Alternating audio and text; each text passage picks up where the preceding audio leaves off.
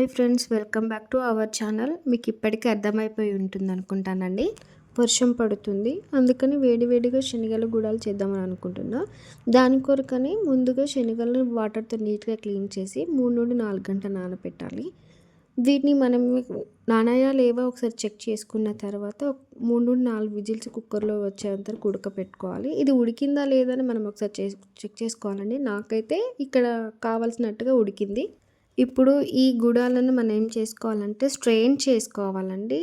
ఈ స్ట్రెయిన్ చేసుకున్నాక వచ్చిన వాటర్‌ను నేనేం చేస్తానంటే చెట్లకు చల్లారిన తర్వాత చెట్లకు నీళ్లుగా పోస్తాను వీటిని. మనం ఇందాక వాడుకున్న కుక్కర్‌ని క్లీన్ చేసేసి అందులోనే ఆయిల్ వేసి, ఆయిల్ వేడెక్కాక దాంట్లో ఆవాలు, జీలకర్ర వేసుకోవాలండి. మళ్ళీ ఇక్కడ నేను ఏం చేశానంటే ఎండుమిర్చి, దంచిన వెల్లుల్లి వేసుకున్నాను. కొంతమంది ఏం చేస్తారంటేనండి దాంట్లో అల్లం వెల్లిగడ్డ వేస్తారు.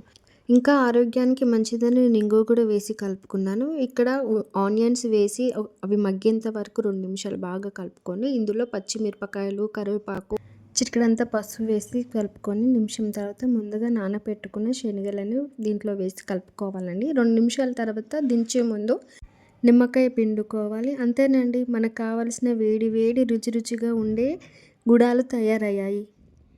మా పిల్లలు ఇక్కడ వర్షం పడుతుందని వేడివేడిగా బజ్జీలు చేయమన్నారు. కానీ ఆరోగ్యం కూడా చూసుకోవాలి కదండి. ఆయిల్ ఫుడ్డు, అసలే వర్షం పడుతుంది, హెల్త్ గురించి ఆలోచించాలి. అందుకని ప్రోటీన్ ఎక్కువ ఉండే శనగల గుడాలు చేసి పెడదామని చేసి పెట్టానండి. మా పిల్లలకి నచ్చింది. నేను చేసిన విధంగా మీరు కూడా ఒకసారి ఇంట్లో ట్రై చేసి చూడండి. మీ పిల్లలు తప్పకుండా తింటారు. Please do like, share and subscribe. నేను చేసిన విధంగా శనగల గుడాలు మీరు కూడా చేసి కామెంట్ సెక్షన్లో ఎలా ఉందో నాకు తెలపండి. Thank you so much.